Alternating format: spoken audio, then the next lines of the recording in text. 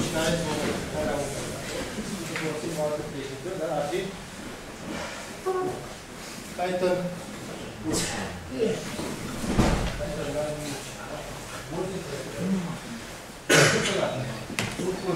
tu completează fixația.